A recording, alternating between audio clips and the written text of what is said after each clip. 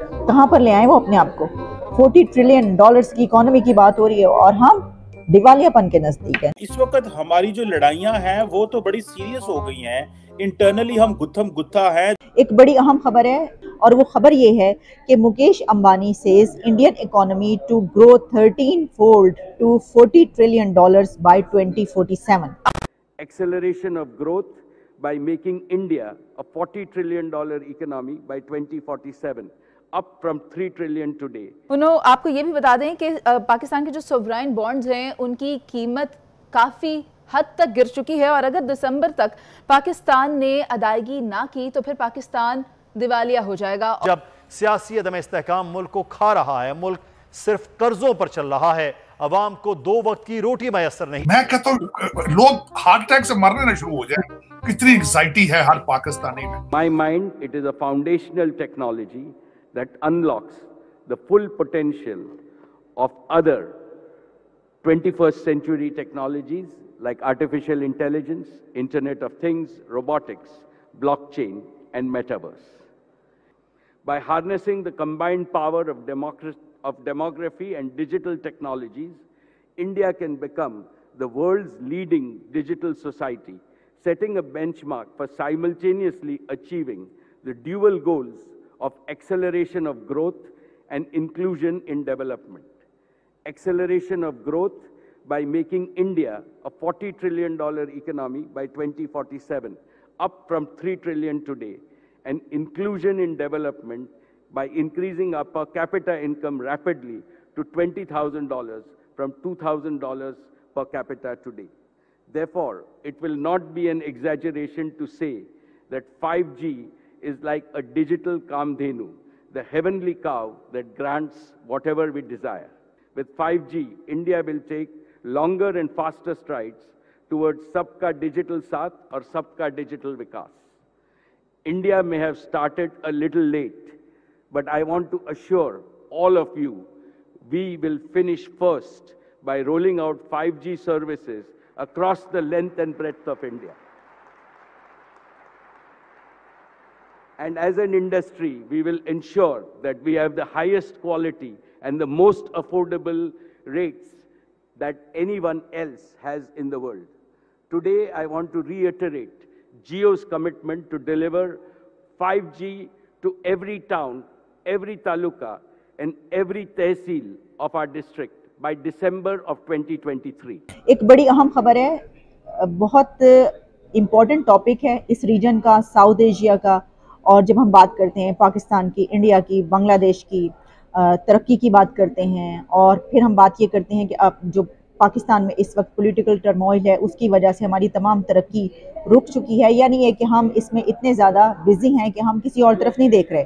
जो हमें हमारे असल करने के काम है उस तरफ हमारी तवज्जो नहीं है। तो ऐसे ही वक्त में एक खबर आती है हमसाया मुल्क भारत से, और वो खबर ये है कि Mukesh Ambani says Indian economy to grow 13 fold to $40 trillion by 2047। बड़ी अहम खबर है। इसकी वजह ये कि पहले इसके ऊपर ये वाली कुछ प्रेडिक्शंस आती रही हैं, ब्लूमबर्ग ने भी इसके ऊपर पब्लिश किया, इसको इंटरनेशनल मीडिया और इंडियन मीडिया इसको पब्लिश कर रहा है। इससे पहले मिस्टर अडानी ने ये कहा था कि 2050 तक $30 ट्रिलियन इकोनॉमी इंडिया बन जाएगा। लेकिन अब मुकेश अंबानी साहब ये फरमा रहे हैं, जो कि one of the richest person है इंडिया के, बड़ी इंपॉर्टेंट पर्सनालिटी है वहाँ की, उनकी कैलकुलेशंस ही हैं। वो एक जगह पर मौजूद थे, स्पीच कर रहे थे, जहाँ पर उन्होंने यह कहा कि India is likely to become 40 trillion economy by 2047, a 13 fold jump from its current size. अच्छा, इसमें उन्होंने कुछ फैक्टर्स भी बताए। हम सिर्फ ये बात नहीं करेंगे बल्कि हम उन फैक्टर्स पर बात करेंगे कि क्या फैक्टर्स हैं और उन्होंने क्या कहा है, क्योंकि उसको देखते हुए फिर हम अपनी इकोनॉमी या हम अपनी सूरत हाल को कंपैरिजन कर सकते हैं। कम से कम देख सकते हैं कि क्या हम भी इन फैक्टर्स पर काम करेंगे, क्या हम भी अगर इन इश्यूज़ पर काम करेंगे तो हम भी आगे बढ़ सकते हैं। अब देखिए, इसमें जो है जैसा कि मैंने आपको बताया कि अभी तो 5th largest economy India already बन चुका है, यूके को पीछे छोड़ के। अच्छा, अब इसमें मैं आपको थोड़ा, जिस तरह मैंने आपको बताया कि इसमें जो उन्होंने बात की है, India will grow to become a 40 trillion economy by 2047, ranking among the top 3 economies of the world. और फिर ये 10th कॉन्वोकेशन था of Pandit Deendayal energy university है, ठीक है। अब उसमें उन्होंने ख़ास तौर पर जो है ना वो 3 फैक्टर्स पे बात की है। उन्होंने 3 चीज़ों की बड़ी बात की है, जिसमें उनका कहना था कि जो 3 गेम चेंजिंग रेवोल्यूशंस हैं will govern India's growth in the decades ahead. आने वाले डेकेड्स में इंडिया को 3 ऐसे गेम चेंजिंग रेवोल्यूशंस हैं जो उसको वहाँ तक लेकर जाएंगी जिस पॉइंट की अभी बात हो रही है। वो कौन से हैं? वो हैं द क्लीन एनर्जी रेवोल्यूशन, फिर है बायो एनर्जी रेवोल्यूशन, एंड एक और है और वो है डिजिटल रेवोल्यूशन। अब हमें ये देखने की ज़रूरत है कि देखिए इंडिया ने इसके ऊपर बड़ा काम कर रहा है, बहुत काम किया है। क्लीन एनर्जी की जब हम बात करते हैं तो ऐसे बहुत सारे प्रोजेक्ट्स हमारे सामने आते हैं जिसमें पता चलता है कि इसमें ये हो रहा है, वहाँ पर ये वाला प्रोजेक्ट चल रहा है, वहाँ पर ये चल रहा है। फिर उसी के साथ बायो एनर्जी की जब बात की जाती है इसमें भी वहाँ पे बहुत काम हो रहा है। डिजिटल रेवोल्यूशन तो ऑलरेडी हम इसके ऊपर बात कर चुके हैं, वो तो कमाल का उन्होंने कर दिखाया।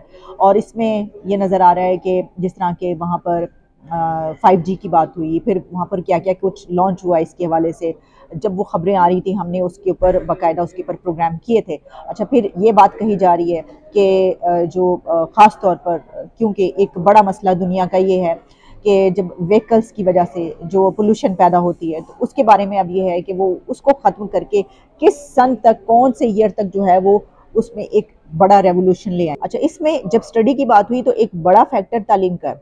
तालीम जिस मुल्क की बेहतर होगी, अब हम जानते हैं कि इंडिया का मयार तालीम क्या है, वहाँ की एजुकेशन सिस्टम क्या है, क्या कमाल का है। तो यही वजह है कि वो कहाँ पर पहुँचेंगे, बहुत बड़ा रोल है। मैं समझती हूँ कि इंडिया के एजुकेशन सिस्टम और वहाँ के तालीम याफ्ता जो यूथ है और जो कौम है उसका बहुत बड़ा रोल है आगे ले जाने में भारत को। और वहाँ की हुकूमत के उन्होंने किस तरीके से तालीम को जो है वो ऐसा सिस्टम बनाया और आगे लेकर गए। हमारे यहाँ पर तालीम का सिस्टम इंतहाई निकम्मा है, बहुत ही जिसे कहते हैं कि हम डफर्स जो है वो पैदा करते हैं और डफरिस्तान जो है वो बनाने की कोशिश करते रहते हैं और बनता रहता है।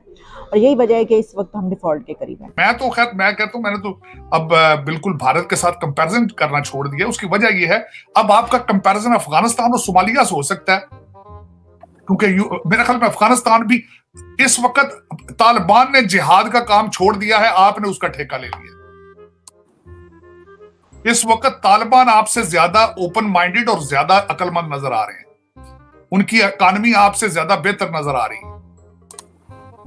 तो G20 जिनकी बात कर रहे हैं भारत के साथ आप अगर मुंसलिक करते हैं, वो G20 पर हैं, फाइनेंशियली स्ट्रांग हैं। अमेरिका उनसे डरता है, रशिया उनसे चलता है, उनसे वो असला कैश पर लेते हैं, पेट्रोल उनसे कैश पे लेते हैं, नेगोशिएट करते हैं।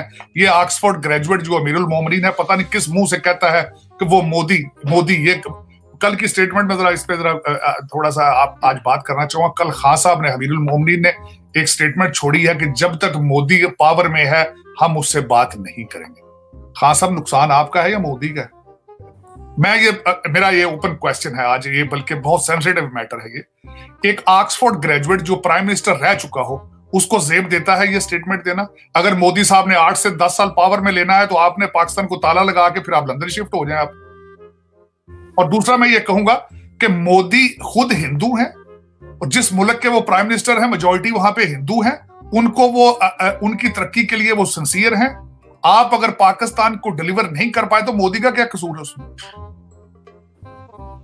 आप मोदी के खिलाफ क्यों है भाई? वो अपने मुल्क के साथ तो सिंसियर है, अपने मजहब के साथ भी सिंसियर है। आप क्यों नहीं पाकिस्तान के साथ सिंसियर?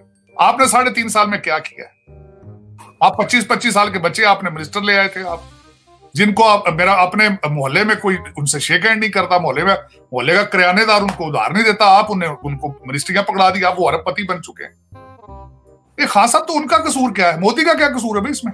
हाँ, दूसरा ये है कि आप ये कोई भी समझदार इंसान, जी शौर आदमी ये स्टेटमेंट दे सकता है कि जब तक मोदी पावर में आप इससे बात नहीं करेंगे। कहा यह जा रहा है कि पाकिस्तान दिवालिया होने के खतरनाक हद तक करीब पहुंच चुका है। एक इंटरनेशनल इकोनॉमिस्ट की बात मैं यहां पर कोट करूंगी जिन्होंने 2 माह कबल ये कहा था कि पाकिस्तान के दिवालिया होने का खदशा पैदा हो गया है।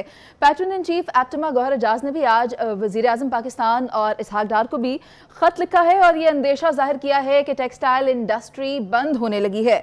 उन्होंने आपको ये भी बता दें कि पाकिस्तान के जो सोवराइन बॉन्ड्स हैं उनकी कीमत काफ़ी हद तक गिर चुकी है और अगर दिसंबर तक पाकिस्तान ने अदायगी ना की तो फिर पाकिस्तान दिवालिया हो जाएगा और इसमें कोई दूसरी बात नहीं है।